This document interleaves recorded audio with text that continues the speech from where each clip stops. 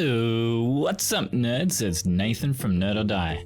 I'm going to show you how to create your very own Cyberpunk style text with our kick-ass After Effects template, which is totally free and the link will be down below.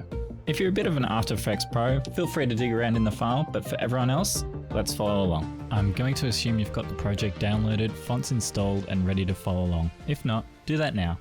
Once you've opened the project, you'll see three compositions. One called Render Animation, one called Render Chroma Key, and the other Render Static. I personally prefer to work from the static composition, as this gives a good overview of what the end product will look like. To get things moving, let's open up Window and Essential Graphics. This is where we've included a bunch of options to make it super easy for you. First, you'll want to type in your name, and boom, you're done. Next tutorial. I'm joking, this looks terrible. What we want to do from here is open the composition called Set Your Text Nicely. The first thing you'll notice is that the scale of the text is all wrong. The easiest way to solve this is to select all of the letters and then open up one of the collapsed layers below and set the scale to 100%.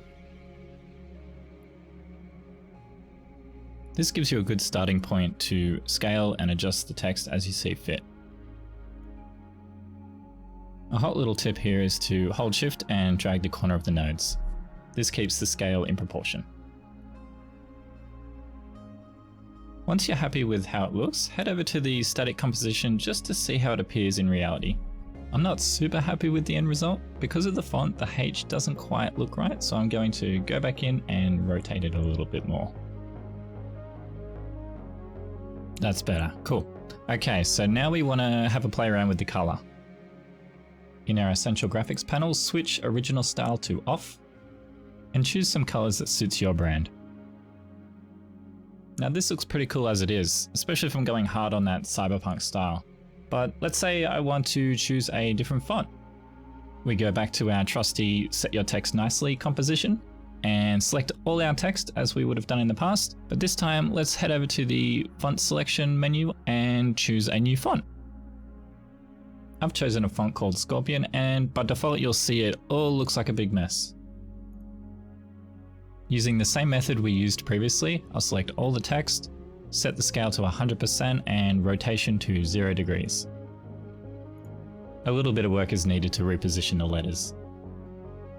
You'll notice that if you head to the Render Static composition that it hasn't taken on the new font. Over in the project panel you'll see 4 compositions called Change the Font here. Open up the first one. You should be used to it by now. Select all of the letters and you'll notice that over in the font selection area that it looks like it's already on Scorpion font, but it's not really. That's just a weird little After Effects thing. What I do is I just select inside this area and I tap arrow key down then up, and then that should force After Effects to recognize the new font selection. Rinse and repeat this method for Change the Font here 2, 3 and 4. Open up the Render Static composition and feast your eyes on your new Cyberpunk style text. This looks great. Cyberpunk Nathan achieved. Once you're happy with how it looks, there's a few different methods on how to export depending on what your intentions are. First, I'll take you through the process of rendering this video with animation and transparency, also known as alpha. Click on the Render Animation composition, then head to File, Export, Add to Media Encoder.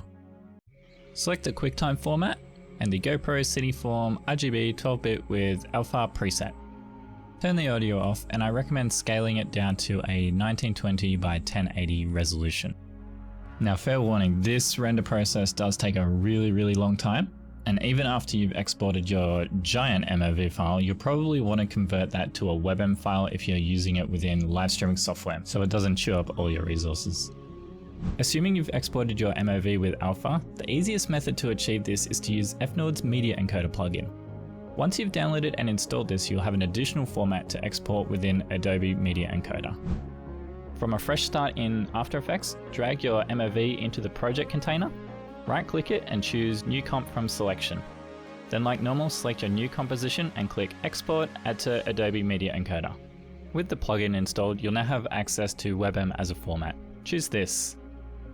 I have a preset setting I like to use for our stream packages, so I'll take you through what I recommend here. Always turn audio off.